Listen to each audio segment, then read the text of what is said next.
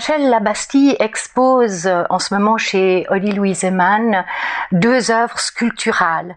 Alors, la première chose qui m'a intéressée, c'est que c'est pas très fréquent des femmes artistes qui vraiment s'intéressent à la matière, et non pas aux matières molles, mais aux matières dures. Et ce qu'elle expose est vraiment dans l'interstice de l'ambiguïté. Il y a un mur dans lequel elle a planté des haches. Les haches qu'on plante, c'est un geste particulièrement violent, c'est un objet particulièrement violent, mais ces haches sont en céramique et elles ont une matière d'une extraordinaire douceur.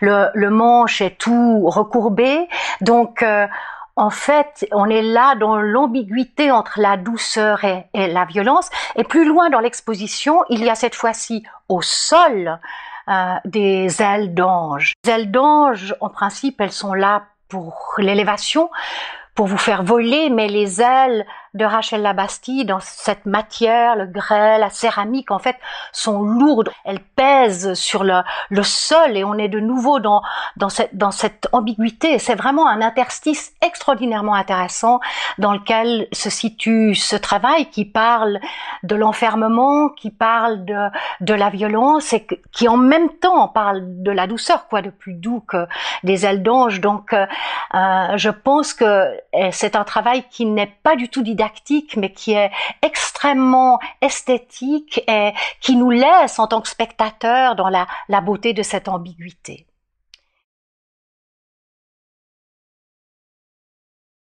Pour replacer le travail de Rachel Labastille globalement dans cette exposition et dans la galerie de Odile Huizemann, d'abord le titre de l'exposition c'est « Là où naissent les fantasmes ». Et là où naissent les fantasmes, c'est justement cet interstice d'incertitude, d'ambiguïté, c'est quelque part très au profond de nous, un ailleurs que les artistes explorent. C'est que Odile Huizemann, une galeriste, est elle-même une artiste et a eu à un moment donné cette sorte de générosité extraordinaire de dire j'ai envie de montrer l'œuvre d'autres artistes. Dans son propre travail, elle a avancé de plus en plus en direction de l'immatériel. Et c'est vrai qu'à un moment donné, à force de travailler sur l'immatériel, la matière disparaît, sa propre matière artistique disparaît, et c'est ainsi qu'elle a amené dans sa galerie un groupe d'artistes extraordinairement cohérents, parce qu'en fait, il découle vraiment de ses fantasmes à elle profonds, et cette exposition est particulièrement révélatrice.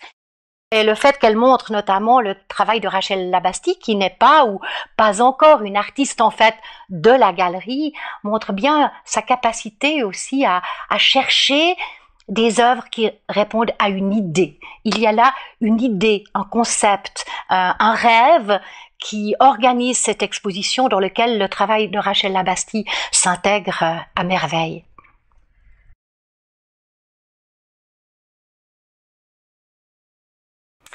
Ce que j'aimerais qu'on retienne de cette exposition, c'est le jour où vous avez envie de rêver, vous avez envie qu'un artiste vous prenne par la main pour vous accompagner vers vos propres rêves.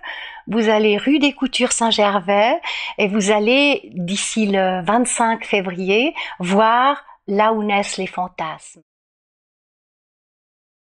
Et puis, par rapport à Rachel, j'aimerais qu'on retienne cette idée de la puissance du travail d'une jeune femme qui est capable vraiment de s'insérer dans cet espace délicat de la violence et du rêve et de la douceur.